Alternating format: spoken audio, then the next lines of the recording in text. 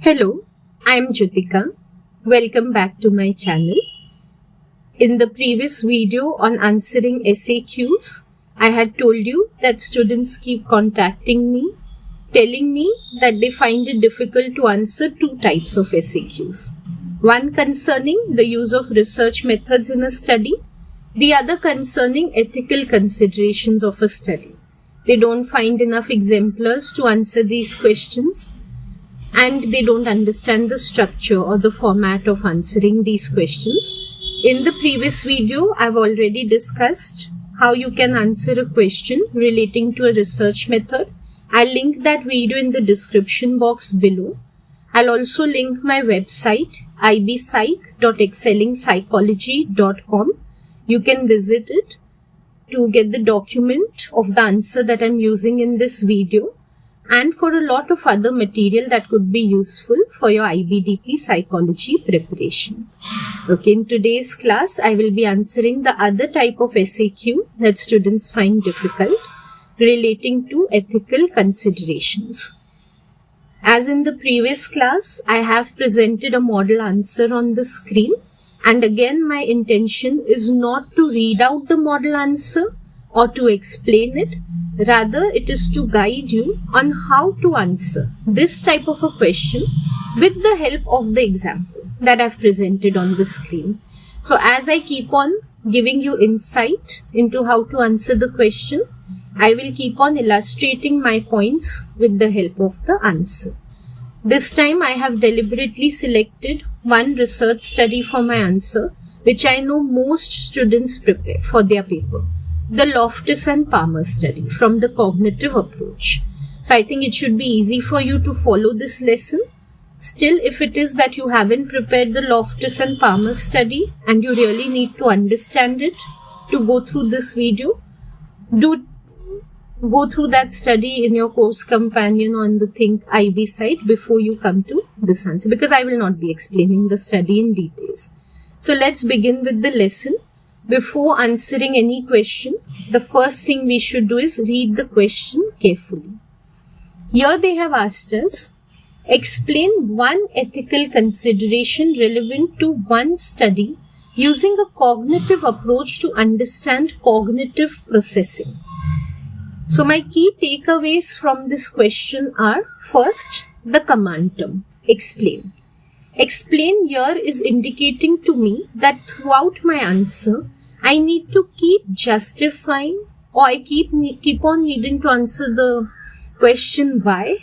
I am saying that this ethical consideration was relevant to this study. So throughout my answer, all the points that I make about the study should be connected with the ethical consideration that I am discussing. I am not to discuss the study. I am not to outline the aim, procedure and results of the Loftus and Palmer study without any relevance to the ethical consideration that has been asked for. The ethical consideration is prior in this type of question and the study is supplementary. So let me keep that frame of mind when I am answering the question. The next key takeaway from the question is that they have asked me for one ethical consideration. One ethical consideration means strictly one. I must not exceed this limit. So I will discuss not two, not three, but only one ethical consideration. And they have asked me for one study. So again, I limit myself to the discussion of only one study. Again, for the sake of parsimony, you can take this answer for another question as well, which could be explain one ethical consideration relevant to one study using a cognitive approach to understand the reliability of cognitive processes. One question is actually the subset of the other in this case. So whatever you're preparing for the narrower question, you can also use the same answer for the broader question. That is definitely there. So you don't need any separate type of preparation. As I mentioned earlier, Loftus and Palmer is a popular study, so I'm sure students would like to use it to answer two different questions. Okay, let's begin with the sample answer. In any SAQ, the first thing is to directly address the question that has been presented. So the first 2-3 sentences should be dedicated to directly addressing the question. Here for this type of a question, it is important to name the ethical consideration that we will be discussing explicitly. I have noticed in my career that students have some type of hesitation, or they don't really learn the ethical guidelines properly, in the sense the name of the ethical guidelines properly. Because when it comes to research methods, they will name, okay, this is a true experiment, this is a case study. When it comes to studies, they'll name them properly. This is Kosfeld study, this is Ragansky's study, this is Palmer study. But when it comes to ethical considerations, they just don't name the ethical guideline. I don't know why. So they'll start explaining that, okay, consent should have been there, deception was done, but they'll not explicitly name and say, okay, this was the guideline. Informed consent was the guideline that was not followed. Or informed consent was the guideline that was followed very well. Name the guideline. Explicitly write, this is the consideration that I'm talking about. So as you can see on your screen now, that is what I have done in the first two sentences.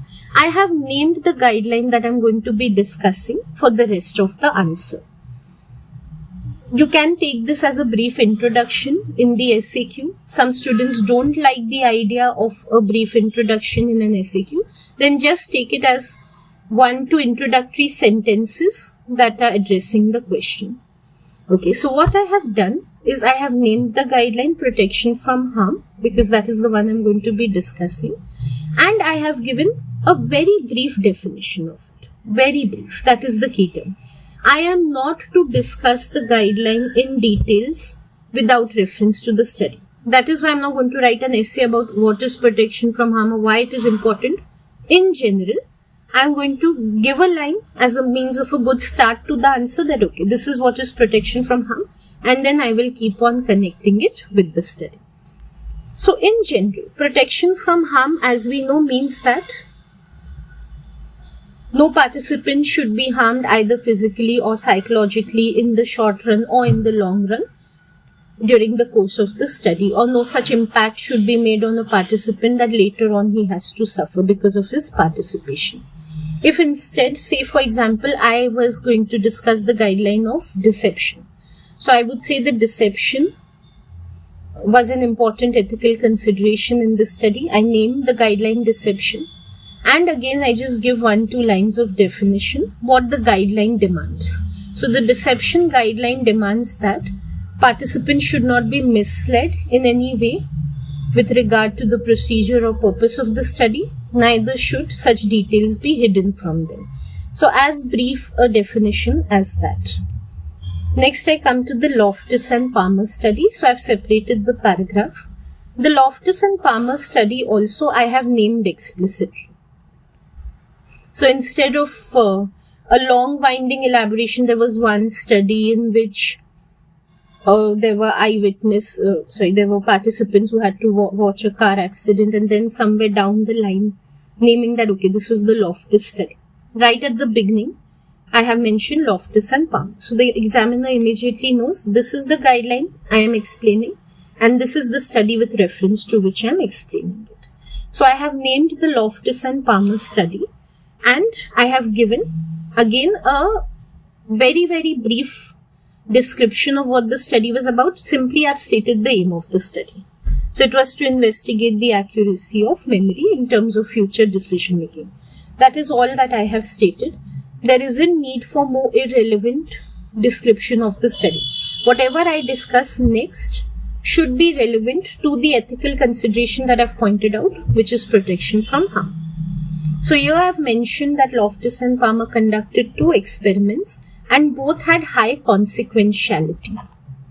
Why only these details? There are so many details in the study. Who was in the sample of the study, what previous studies had shown, what the researchers had hypothesized for this study. Out of all those details, why am I only talking about the incident and its consequentiality? Because it is related to protection from harm guideline. So whenever I'm writing any sentence in this type of an answer, I need to think, is it relevant to what I'm discussing? I'm just providing details of the study which I'm not going to connect in any way ahead with the guideline that I've presented. Those details I must not include. Okay, so the incident is relevant, so I have mentioned that. I've also mentioned that what participants had to see, they had to see traffic accidents, because those are disturbing. Those were what could have caused disturbance to participants and consequent psychological harm. So again, there is a reason why I'm talking about the traffic accident, why I'm not talking about some other details of the study. So everything has to be relevant, as I mentioned earlier. Now that I have pointed out those features of the study that are relevant, let me explicitly connect them with the guideline that I have mentioned. What is harmful about them? I'm talking about protection from harm. So what is harmful about them? If instead I was talking about deception, and for some study I had mentioned that participants were not told, say for example, that they would have to give a memory test later. So okay, I mentioned that this is the important feature of the study. They did not know they have to give a memory test. Next, I need to explain, why is it a breach of the guideline? Why is this being considered as deception? What is misleading about it? Or what was hidden from participants in this? So in the same way, because here I'm talking about harm. So here I'm discussing about, okay, these features were harmful in the study. Now let me explain why they were harmful. Because a traffic accident is a dangerous, plausible situation. It's dangerous, and it is something participants could imagine having happening with themselves down the line. So it is plausible as well. That is why it's harmful, and that's why I'm mentioning this point over here. And what is moreover harmful is not only they had to see those videos once, they had to recall them again. So it is twice that I found in the study that they could be suffering from harm. Once when they're watching those videos, and once again when they're having to recall that scenario in their mind. So I'm pointing out exactly where the harm was being committed in this study. In fact, in the subsequent task of interrogation, as we know, when participants were asked about what they had seen in the films, when they had to keep on recalling fine details about what they had seen, those dangerous, those disturbing aspects of the scene must have become all the more prominent to them. They must have become all the more salient to them. So I'm going on pointing out how harm must have been caused to the participants. I'm going on explaining that. Because as I told you earlier, the command term is explain. So I'm going on considering, okay, why this feature is harmful. Why the interrogation task was harmful. Why the recall task was harmful. And I'm going on explaining that in the answer. Now, one very important thing is that ethical consideration does not mean that we have to present only a bashing of the study in terms of ethics, or that we have to keep on glorifying the study in terms of ethics. It means that we have to take a balanced perspective. So, okay, no doubt this ethical issue was there with the study, but then why was it necessary? The researchers are very prominent psychological researchers, so they knew this is an ethical problem. So they must have made some consideration with it. They have not asked us for an ethical problem. They have asked us for a consideration. So they definitely must have considered that this problem of harm is going to take place. Then what did they do about it? I need to present that view as well to make my answer balanced. Or if they did not do anything about it, why they did not do anything about it? What was it about the study that prevented them from doing something about this harm which was being caused to participants? So I need to present that as well. Many times students tell me they don't know what to discuss in an answer. So they'll tell me, I've described the ethical issue. I've said, okay, this was harmful, this was deceptive. I don't know what to write next. My answer word count is coming very less. This is the reason. Don't focus on the word count so much. When you present a lot of points, a good line of reasoning, the word count is automatically met.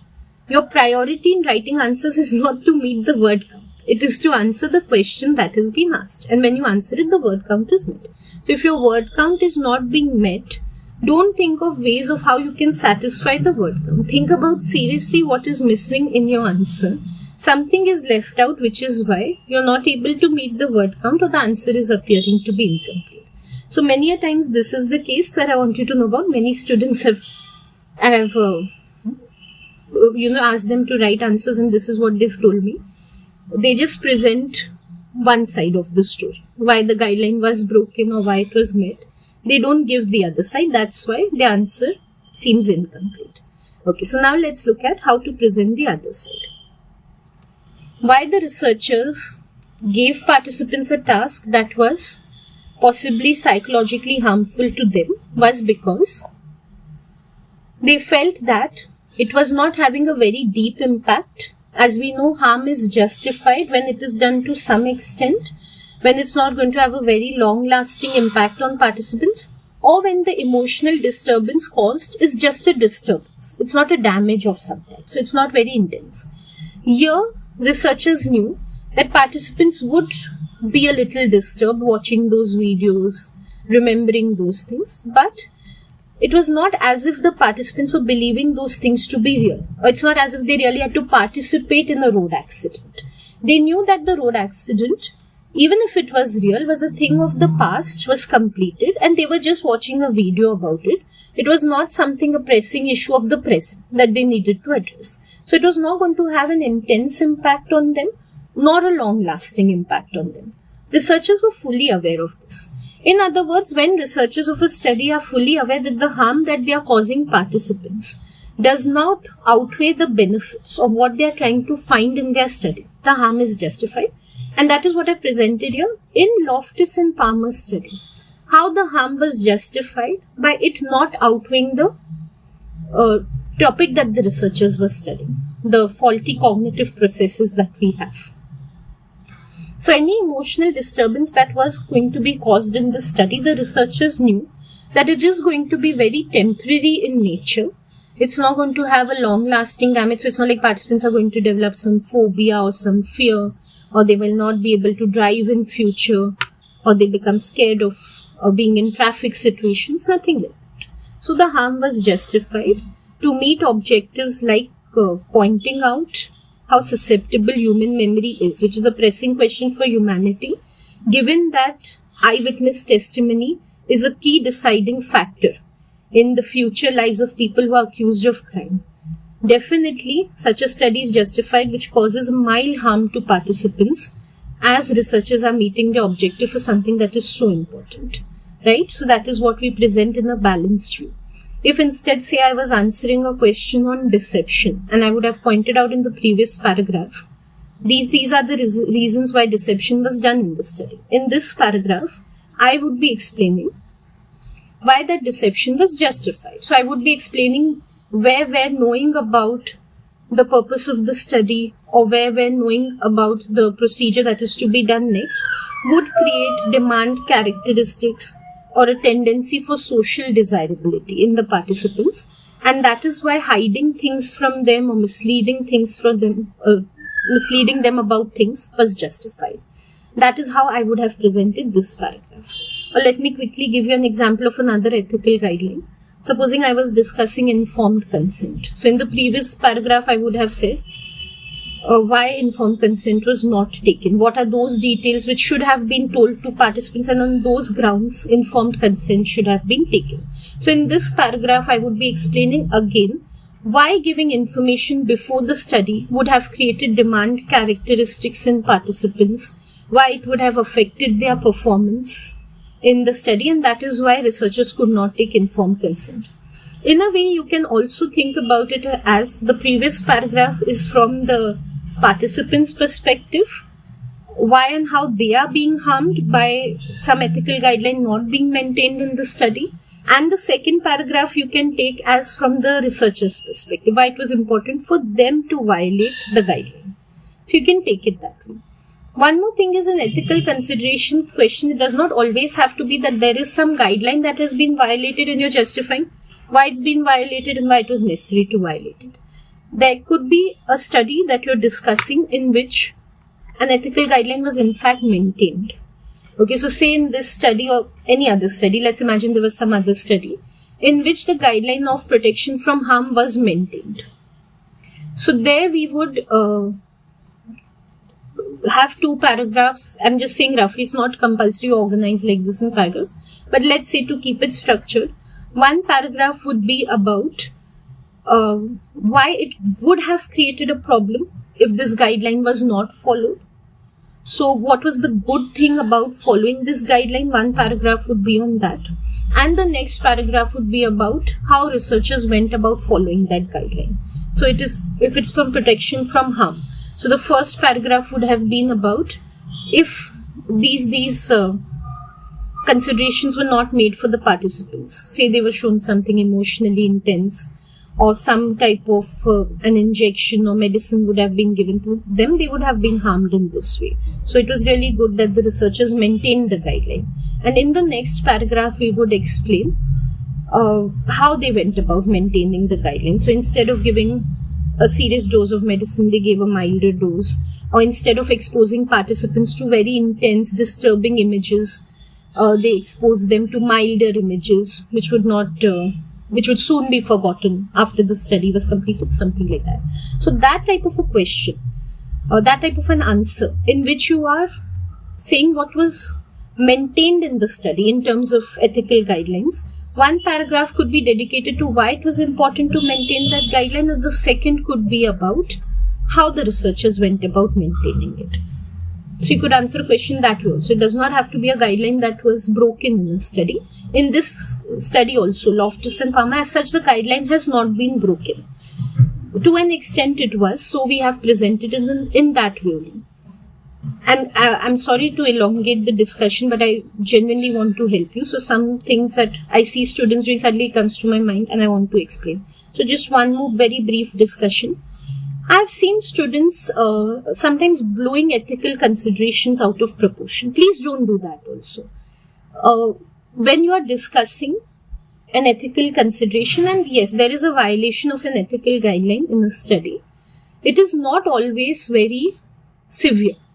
The violation, there is always a range that a guideline proposes. So if there's a guideline that psychological harm should not be caused to participants, there are vast possibilities in what type of psychological harm can be caused to participants. So it could be something as minor as we have seen in this study, seeing traffic accidents. So it could be something as major as seeing a crime being committed in front of participants, that also say very realistically, or something that's happened just very recently and is yet to be resolved in terms of justice.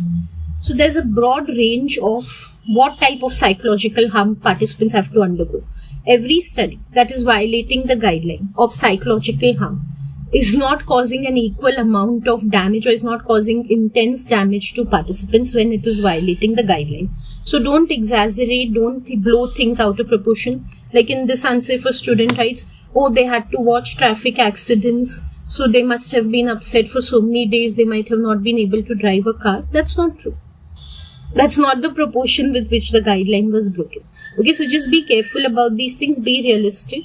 Don't add your own, so to say, drama to the answer just to elongate it, or just to make it sound like it was very important. Even a minor breach of the guideline is important, because examiner is looking out for whether you can think ethically or not.